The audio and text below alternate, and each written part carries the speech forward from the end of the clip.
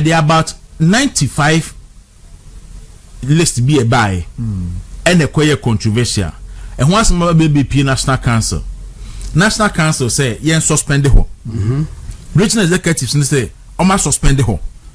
And it doesn't mean say or you could issue a Jumapo phone to me to Aba. Or you could issue if you just phone to me to Aba, if you just phone to me to Aba. So I think they should allow the whole more baby issues in the hono. I'm on Tomaba. See, I resolve it. You we are or you couldn't we are. Then they can also proceed. Achim Swedru and doing your report everywhere. Nanya Homeka. In fact, I saw some of the videos. Na AI and Tokwa confrontations near DSS so their phone na then ebem. From the one na issues hopa. And you try say the Eastern Regional Chairman of the Secretary of the New Patriotic Party no ebedin komo na wa my update and send the name CI then akọ. It means some part of go na sa about no police station the man to nyina one day we Dabi. Okay, so 50 and run no mo share. So it means that 50 and run nyina no about no be koso akọ say on be we me boa. Okay. Check the timetable mama who say how many days. But na a few days, it's about 5 days for the polling station election. Yes, my main check is okay. And you know, yes, Romo, Moma Sumbi Emra, Secretary Martin. Na Bibiabo Cordier. About another room. Is he ready? To play two constituencies are issues. About 12 so far, near me, Huno, and you job enough, and then at Tim Swedru constituency. As the regional secretary, then a doubt constituency I will choose our constituency. There will be kind of a doubt, Kedi and Ponyakoposi. If I am a penal pay, one my holding the Ejumadi and Ramani or Etiwa East, I to about Honorable Abnos as a constituency of me as a regional secretary, a regional rep. So far, so good on me, maybe and Ramia to about all the police stations are not contest war. Every Etiwa East and other constituencies so Egusun running now Ubo or Nujabe North ne Akim Swedru. I officially let me say Akim Swedru a tina yati but regionally the let it be and fee constituency we say processing court today injunction. Atoso, but yeah, and pleadings na affidavit na a woman is Milano. Then find me who been to me say, and now China constituency chairman. I've learned the constituency chairman listening or the better in there. Then we also know what steps to take because I've reached out to the secretary in the Adesino. Almost Ankana, chairman of Northern in Sakano, on found to on platform Sunti. They don't even know whether it is a real way and answer is not a real way. But Mugabe not the Metimaka say there is a writ for an application of injunction. But Mugabe not messed up if baby somewhere along that line it's a party say from 20th to 24th opening and closing of nominations. The committee no constituency no committees. Na regional former MP for Mugabe not former constituency chairman and former MC and the H0t administration. And I did what's in an Odam because he's an immediate past MP for the constituency. If you know why your constituency chairman over 3 times, you know, party means to see he was the best person to handle the constituency for us. He almost started with from the beginning to the end. That the closing of nomination, the question in Mugabe not in a year or local 17 polling stations. Your rep now no move on. It seems that they were not working for the interest of the party. Naba who will different mindset on the table because almost at the close of nominations. Is it the regional rep as someone who can and say no? Elections committee. Amodium call. It seems the one was taking instruction from a different person instead of the committee chair. Okay. Who is the regional rep. Okay. It's almost 6. When so Petekakra. The Nigeria Boateng was constantly calling them because the nomination closed at 5. It's also when so to Banu only so Abubuya. It won't be forms the rules to Abubuya and say or constituency officer or submitting. Around the line, soon 3 years. Only the other counterpart and the point. Almost point you know the forms on the corner. Often the other counterpart now can't say forms will be with baby. To all call council of friend can say, will be forms will be one for the baby count of us. Let me go run it here, one can't say me. You see, then, they call council friends when they cut it. What Bobo Yana say, said that there will be delaying any panibaba do not the forms and upper. No, to Papa friend. My catcher is in SD school. It is a me catcher and say, my Bobo Yana say, I will be to Kaba. So Baba the function. It's a new image to the moment uncle. Whatever it is, no. No, near come on. And who send the brief forms you could do, or the need any account for. At the book, I had the moment someone for receive and sign it beyond the time, no, echo. Or the coin, no, around 10 p.m. And at the committee member back on can say 5 p.m. One of the forms in the brain will say, near the draw 5 p.m. Only one country because we live in a or so because of any if we be in a buy into let me to mean country because any committee in the tongue. I must say, that's all Casadia, then you are not being fair to me. Until they will to avoid any problem, no. Reading, no, in their petition from the affected people now, so the decision region took was that Oyoko is 17 polling station, right? The entire 17 polling station that we have placed a ban on it until the issue is fully addressed. That will only be the change. We are not going to look into the forms answer. Only other counts only counts you better resolve your issue, no, you could not become. With the answers we know, from 27th April, I wrote to the constituency, copying the MP, the constituency executive committee, the regional rep, and the constituency chairman, and say, Oyoko polling station is on hold. Committee members, no, they are from up to 2 months. But process, no, said the no, ABC, impressed about the petition, who the petition was. Until we have not even finished adjudicating Oyoko issue. So we need the rush to go to court. And apart in Imran in answer to say all the assembly and how the young process be say ya clear ni pamba aku you know require some contest. Then you know say we petition ya the buy yan fa anya eduma anameboa. We have not even started Oyoko. Why do you rush to go to court? So open application for an election. So I don't know who is advising them, but at the moment, you know, Oyoko Krani is not an area that very apparent view and I actually do also on contest. But there is a ban on it from the regional. We are trying to resolve that issue. I see. You know, Sana Wokan say ma suspended there. Then there is no need, Sanka. There will be any even press conference and court case issues. Unless there was an attempt some better about home. There is not even an attempt. I've really sent letters that I'm throwing. I wish that you can display for everybody to know. 27. Who letters? I wrote another letter inviting the committee to come and brief us as to what happens. This is a process. Say, the petition.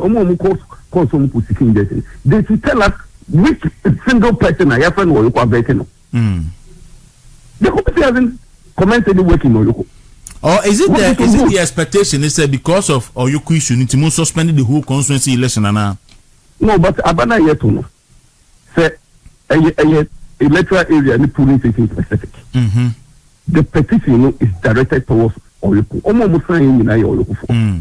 So if Oyoko is not even in contention, it doesn't affect the other areas that issue in the So we will appear before the court on Thursday to also argue our case out. Okay. Okay, I see. Now, so that is Oyoko Meboa.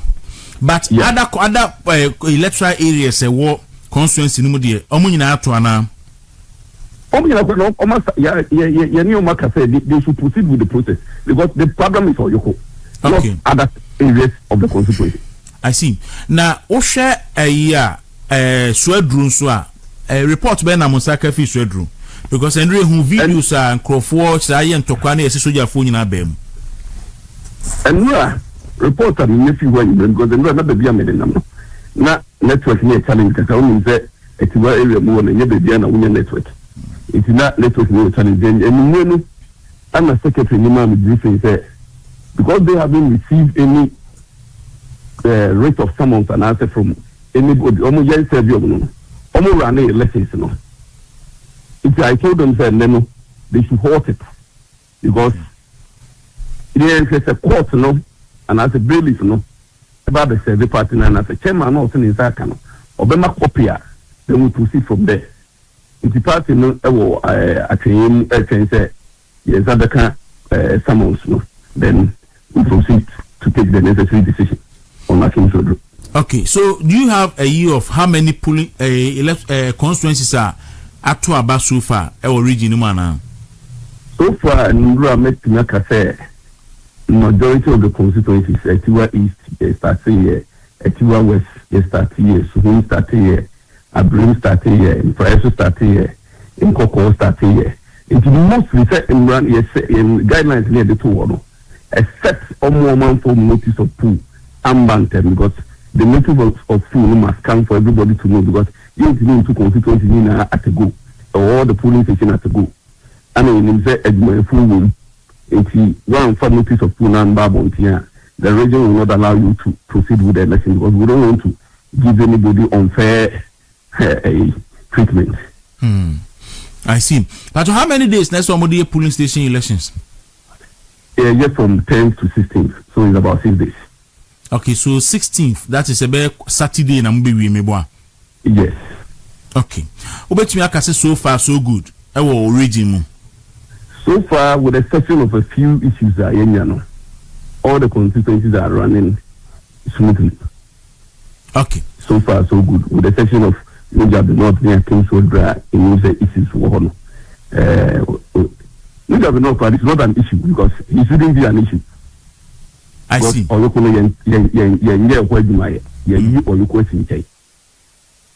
I see. Medasi.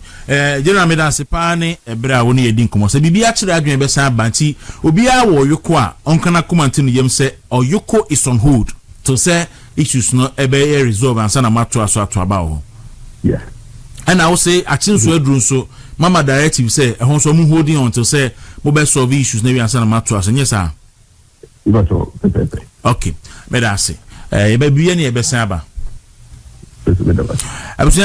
Tony Oseji NPP Eastern Regional Secretary ena Martin Kantino say dey kan no there is a clear commitment from the party say obe make sure so obi entity obi afa ahudie so more concerns with Oyoko no penifo so ma suspend Oyoko by see Nkrofo that's where Nkrofo should get it clear say ye to aba e wo Oyoko kru me fan say be afan say 2 electoral areas 3 electoral areas na say even krami fa mi kroma okugwa yen wo 2 electoral areas and say electoral area na ba ko ho ba asemo a eno nkyere say ba ko asemo bi wo no yentimi ntu aba ho aha enti on betimi ato omoto nyina awi a ba bi asemo wo no empanifo do mo na asusu no omo hwehwe mu wi a no ma yeden Oma ato aba. Ntino.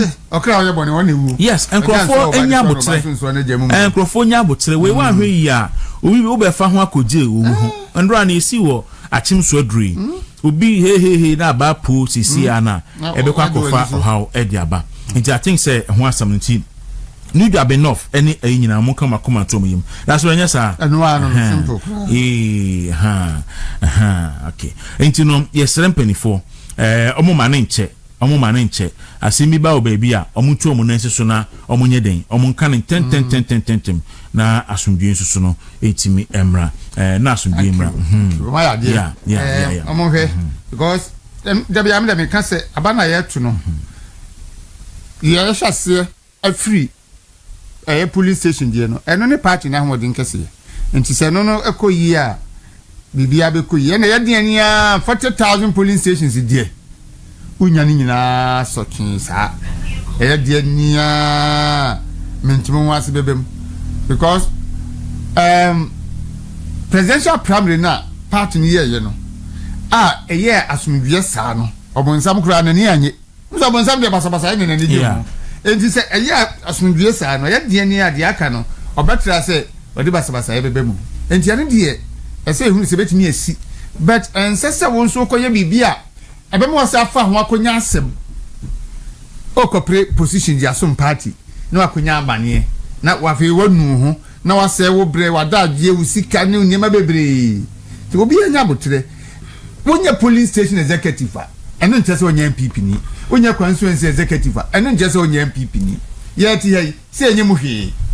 Enso se enenemu. Enso NPP for power strong. NPP for you say NPP for strong. Ye the obetumi ade abo party no. Unya kwan ekọ serve as executive member e wo level bi a eye. Unya kwan no nche se wuntumi nya adwuma no. Emwa party no ma party no enyi nkunu. Ti me people ni me to me sa sa ni ma me mpe. That's brave. Me proposal to sa prayer ekoso nyina ne say simple. Mumma each member of the party, former executive, BR from polling station to national, from this particular polling station executives, echo, mostly later ones, no, previous ones, no, munya omu data, but when we mubenya, and mumma obia nye a voting member of the party. You know, say me your polling station executive, and ne, now say man contested be more meeting me at Twaba. There will be no incentive say me koko na me we police station because make me atwaba nti omonye obia voting right ebe serve ema mienu ebe ma pre no ejai ebe sanso ama sikasem no akofam because ebe bie ayinim nipa be doso ama nipa na eden adoso see I think say they should consider some reforms in the next amendment but so far the me say uhwemu a wo hwa across the country dey na yayad baby kitu abi na saa in fact Greater Accra say minimum bi a omakọ be about 24 constituencies report on Monday by say bibia e da kwem nti kama nti isi you say two constituencies na nti yesremu munsua bibi mfiri baby a asomdue wo no na mumu obi a deserve otimi wo qualification ne say ni di obukuru ma na say nyina na monhwe na bibia enko akwade ya ne say party no we party member now person who to see ho now we be say now we use mafia tactics no enforce mdue emma mambo bi nya ne ho say yenko an ye boy ye say yenko bi tan aye constituency executives and police station executives if you fia kunya obi be mu a mo fa kwan palo so na wo mbrem kwakwe the message on say ba nipa bibiri send messages abrochefo we send message na de ade sa abusa say na de obi si me nya kwa na say dey ti we interview na me so say ka me kubu se kumasefo na me brother me elder brother Kwanfre Pon pia me see am so aro friend and was o tie ni me o tie wo hwa no wo kumasiti wo te ye ka no o tie no so no o tie na de no hene ba ka ne say engofu bi e de Dr. Bawumia din ne nam na me kasa wo ho mensa anka no ha say me if you dey ya mi sha Dr. Bawumia enu atebu tennis kwa okobo yi na ka mpese me kutwa no me gwo no wapon enti no won kan kire me sa ena Dr. Bawumia menim no we democrat wonu amu no Dr. Bawumia na amu obi ansi fuma ama no okọ contest ena Dr. Bawumia fa eni mi bedi nkomo a wonnam obi so between me Dr. Bawumia no there's no third party ya Dr. Bawumia be ka se wonnam obi so so ba ko ne me ma mekasa ebe me nwa bibia sa ma etino wo mo to propaganda gu say me best step down ade no nyame adom ya hode wo hode say bredo so ne ibie nomination na me pick the forms me contest me gidi say me wo qualification ni na say maboa mason party ade so bi ye boa party bia say wo na ho di mu kwaku maboa mason etino a contest and a popular contest step out there ko kan wasem nipa go for no giri se won na mo be mawa na mo dia ma me I don't need to become communications director as my MPP. Some determine position there. There be I so I enter adwuma. And go for my home and high degree. Aha, enti no me no obi agas oh we don't know be contest after we adwuma ye bomu no enye. Look, for the past 10-15 years I me adwuma frontline communication my party no. I've never been part of a system no obi am but still there say adwuma. What who could oppose we? There and upon what you do before you come here. No munim. No. Eti we winter vi ni. Amunim. Ma me nko ahoma ne so na me kodi enkomo. Iman Lopoku, Ima good morning. Morning. Na bokodie. Oh, yes, Adam ya hoyo. Okay. Entra yesemo ye press conference wo yeko. Na anope e breninti specifically na mudima say den. Oh, ye demand ye adetitu bi o. Ni e hwehwe ne se party ma omukofa nomination for na omukọ submit here edema committee a omuyi wom se omuguna ho na omunton forms no mu receive nomination forms no ye enipa 97 no edo omo form ekoma ye committee no na mra committee no nipa na nsakaye no ede ko constituency no former MP Nana Ajibu Aten ono na ye ni se ono na ye regional region na yi se omehwe abatwo no so odikoduru ho no ye kwati ye ne se osisa na nipa 97 wo no forms no only in the because of say by party office and omokoto forms no then so we MPP guidelines now you say committee ni ebeton constituency ni ebeton and na open for online. Okay. Ayima on say san kumo me di hu komo pen ani aba bedu ba bi adu. Me no ka say there's a letter before me 27th April 2026 written by the general regional secretary Tony Osieji. Last but one paragraph no see in view of the current circumstances the vetting process for the 17 polling stations in Oyoko shall be put on hold until the matter is fully addressed. So if Saturday we krabama yet the even vetting process or Yoko at on hold there, then why the court and then the press conferences? It's just a mere window dressing. What Tony wrote is just a mere window dressing. I don't know. Petitioners now. Omode eye omasembe down. Musa yes regional secretary say they be wo wachi patcho so be TV abrana so be twen ho so a na twen na metimi no kasa petitioners na omode asem ne ko ye no ye musa ye ho say regional secretary mena mo so mo kwatna asem no so mo timi frɛ omomu bia na me ene bi ya de atia no me na makofa forms ena me pese ye to me so aba ena me de me hawa be down both constituency and region no omo ntimi amfre ye mu bia but what to say what to say omo take decision on mo ana yente ye enti no ade na munya abotere because see amodi asem kodan penifo a empenifo na nkasa behia ahwa asem na amode ba bedan omo no na hu hia se etobo ase ehu hia se esese omo to nsa frem a na ma to nsa frem ehu hia na mo fo se mo petition na ma ba na mo ombetimi agina so di mu aba na omo aye enti no the fact so mo to nsa frem no nkire so mo bu atentia ana le patro embrane se na embrane tie embrane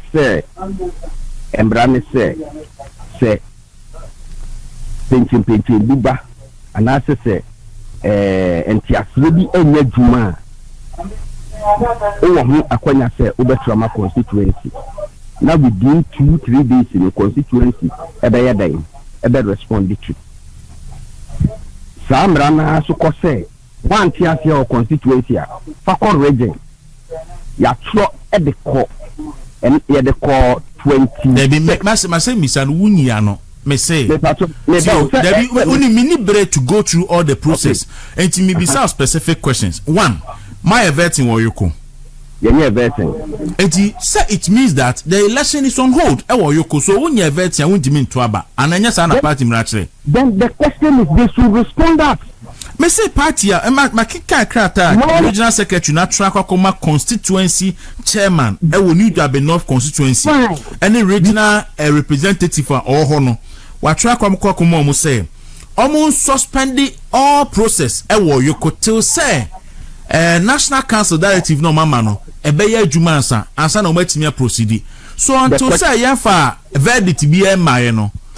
You should know, sir, the Oyuku process is on hold till further notice. And yes, sir. Then the question is, may then letter or the black constituency chairman, and far now this then it is on hold. But the point is that what your constituency chairman, what will be called region, and the constituency chairman Emma Umuaya. Choko region never nakwaji Muaya where. Hello. Yes. Oh, I'm confused here.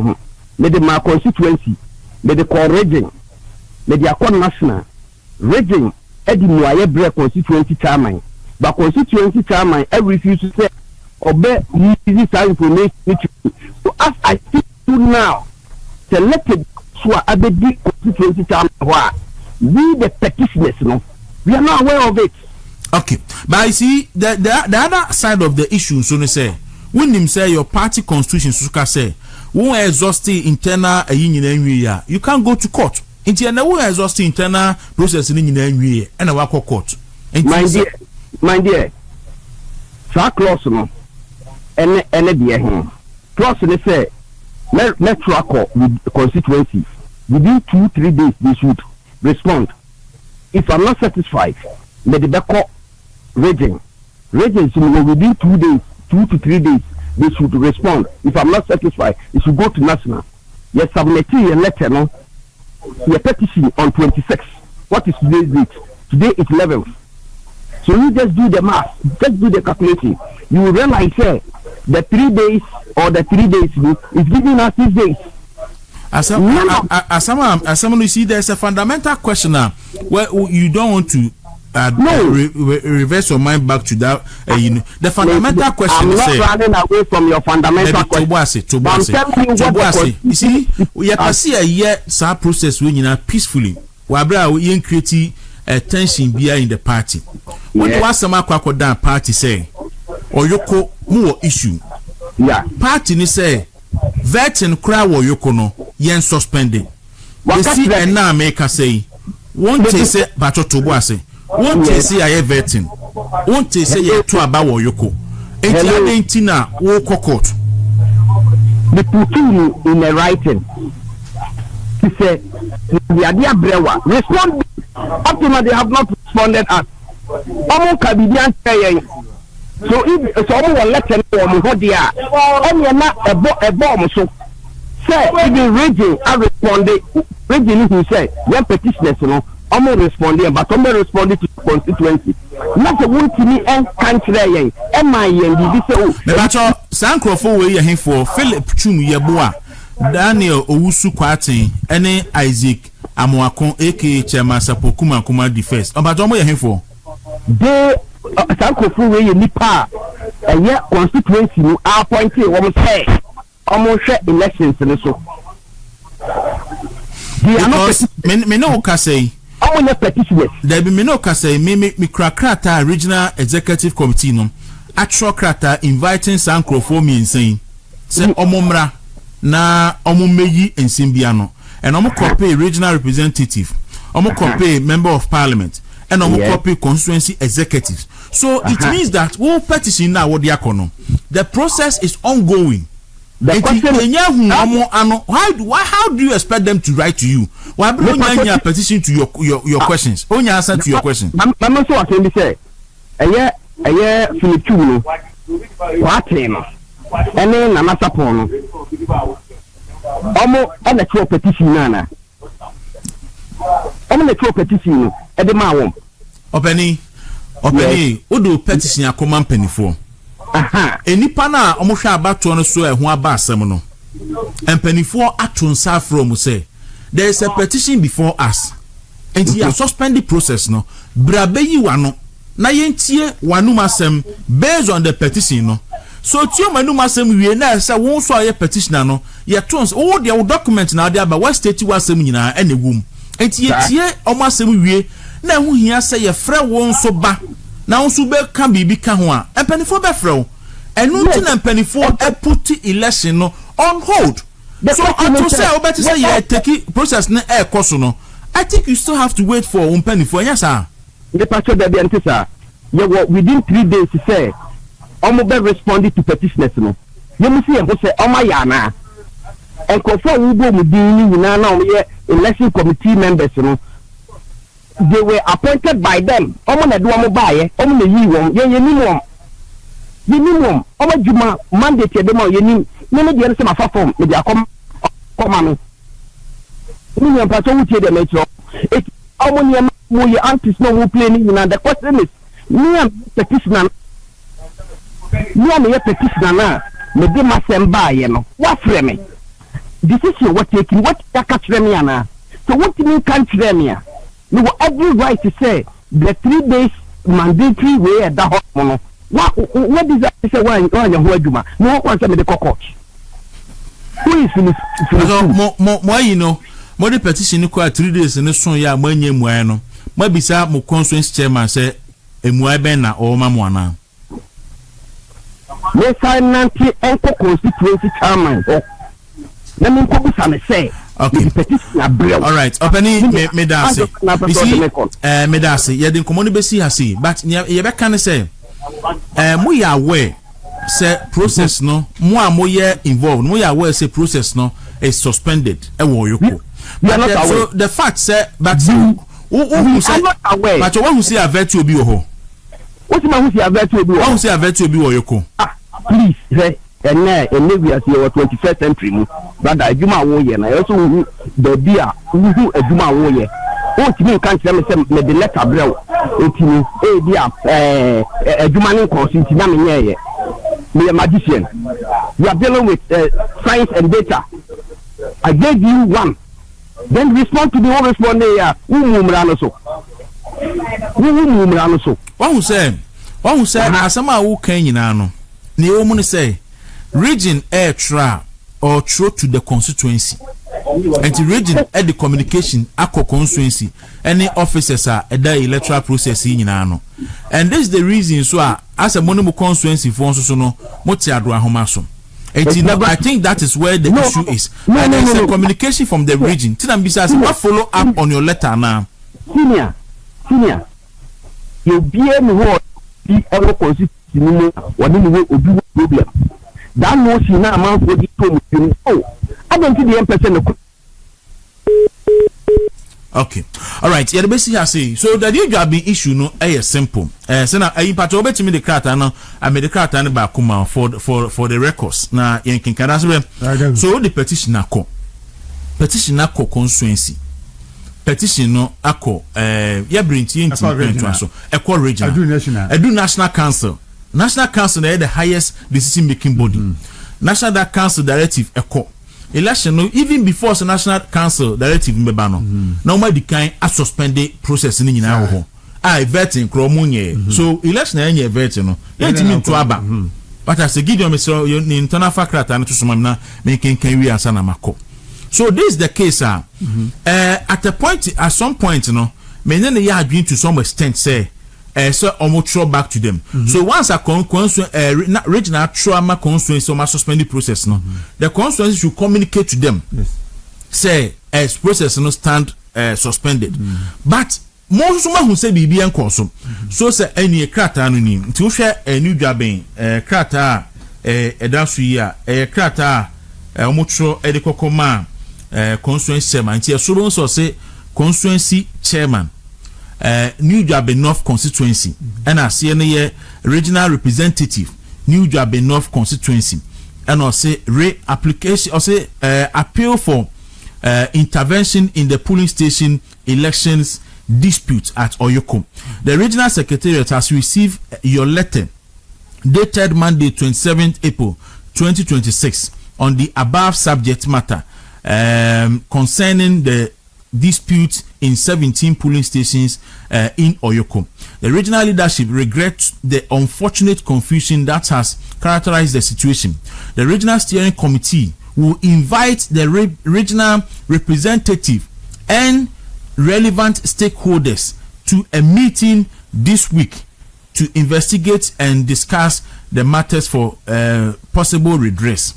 In view of the current circumstances, the vetting process for the 17 polling stations in Oyoko shall be put on hold until the matter is fully addressed. The regional leadership counts on all stakeholders to remain calm,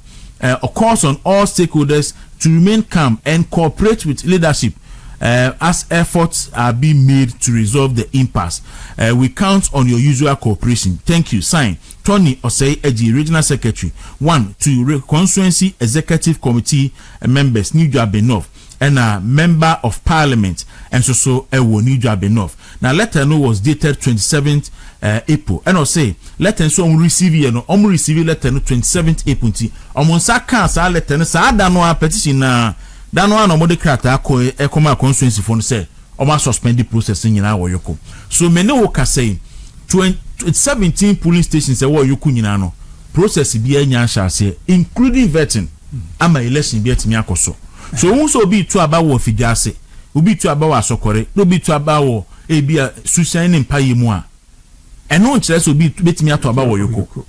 Ndabro empanimfo se wan hwe ya bre bi wo de abim die besesa afodi na wo de obim no akodi fo what petition constituency regional amana BP national ama regional no anaso dan na wo de petition no koye na o ma respond enti se constituency chairman no na amfa information no ama down ama moanya adi bi ho ahwe o peso wasem ye denti no anamo bia ebia nke beka sanda no mo circumstance nse se mitu no tu Mr. Boatin Trump say we ni first time ohun letter make ho asemi enti letter no ho ntimu ko tena mbisa ne say wakwa ko hu the constituency chairman was the chairman me the petition brel petition no hwe ye mre mu a ense be 3 days mo respond na me hunu anamo amutuo 3 days na du me ntehwe akosi san no akobusa chairman emuaya chairman de bema wo no anu na obegina so tu anamo a etoaso na se o se media ko chairman na meka hwe ankyere me enti mama asem no so di court a bra na o ya pepere o hondodo o se enya wo na se o nanti ko chairman o ko bisa fine. Okay, I say the room. I have followed the conversation carefully, and as constituency secretary of New Joabe North constituency, I am unaware of any letter from the region addressing the Oyoko issue. The only letter we are aware of is the letter inviting the Oyoko Elections Committee members to the region for some adjudication. We have been attending executive committee meeting. I think so. Non-executive committee members are aware of the same letters the regional secretary alluded to, except probably the constituency chairman and the regional reps, Ishmael Owusu, New Joabe North constituency secretary. So I think Ishmael Owusu say, and the moment some chairman, because the letter was addressed to the regional chairman and the regional secretary, and the second vice said, "Oh, letter near." Secretary said, "Oh, letter near." And a letter also was addressed to the chairman.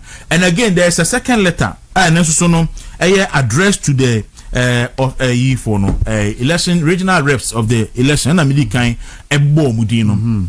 Say almost so emra no mumeyi ensemano see invitation to appear before the regional steering committee regarding the Oyoko polling station elections impasse. I write to officially invite you as members of the polling station election committee who were assigned to Oyoko to receive nomination forms from aspiring polling station executives and to appear before the regional steering committee. It has been brought to leadership attention that certain development during the exercise created confusion at Oyoko, leading to the suspension of the vetting process. In view of this, leadership deems it necessary to hear from you on circumstances that led to the impasse. You are therefore requested to appear before the committee on Thursday, 30th April 2026 at 6 p.m. at the regional party office to brief the leadership on the necessary redress. Leadership will appreciate your punctual attendance and cooperation in this matter. Letter was signed by Tony Osei Eji and Okope, the regional executives, member of parliament, constituency executive committee, New Jabe North constituency. Nipa specifically omu invite yomono Philip Chum Yeboa, Daniel Usu Kwatin, and Isaac Amwakon, aka anase into bracket Nana Sapon Kuma the first. Into any letter omudi invite regional reps and also ebai. Into after so almost suspend the process no. Oma tonsa for regional reps and say money yedi adwuma maamo. Asama ba ho nti momra na momeyi ano. Ni nti adwuma yede maamo no. Asama ba ho. Ba until say ye be kan sa asem na wi no. Ya suspend the election wo yeko. Ah unti na de na one ne ye interview na so onya botre. Madika kan so ahwe a wo di bim die be sesa fodie. Okay. Unim right bebre a. Oya minim right bebre a. Ebedum le bi no. Technicality kitua bi na awew. Na afi ugina ho. Okay. Et wo di e mon ko chairman ho chairman. Ya the petition beto wanim. Ekobe 1 week, ekobe 2 weeks. Ya nte ho hwe akosi sen. Chairman ka che say me de me nte hwe me forward ko na original. Me nte hwe a when your point ba ko gina so and you call regional na regional catch us oh me the letter break chairman say omo mama na yesese ni say ya then on the chairman no na opeso di abro na aka say me ntimi nsa nantin ko na wa nantin anko court won nantin akọ chairman wa ko bisa say petition out ba na ko say no say ndi ntimi nantin ko ba ntimi nantin ko court dina mi na mi ka say o ka sa pa na say ono chairman moti ado ahoma so eno so de ANC so meye memo akoye adwatode na ba me ba na ebiri wo mu a me ne constituency secretary ni bedi nkomo na ya hwe but media ba bi a ya drui ene nkrata ye hu no what we are saying is say they should be rest assured say national council say enya oyo kunkun a ba bia problem beba bia no omo suspend the process no ni ya resolve ya 7 wi ansa na bato na to aso enti say ya resolve we na wan to ho ase a and obetimi akọ na process no is suspended and na also akọ court enti na okona ba na appear before the party na party ni catch us say according to the party's constitution no say we exhaust internal process nyina awie ansa na wetimi akọ court enti wako ahead of the party constitution enti no kwa ya suspend wa obeden na obeka akọ kansen enti mesrempani for obi anya abotre na ya eti ye interest ni say grassroots one be yi ye say ya pa party na yi because how na affecting the panda directly nti yes ro mo munya abotre we hwe na ya dele with it so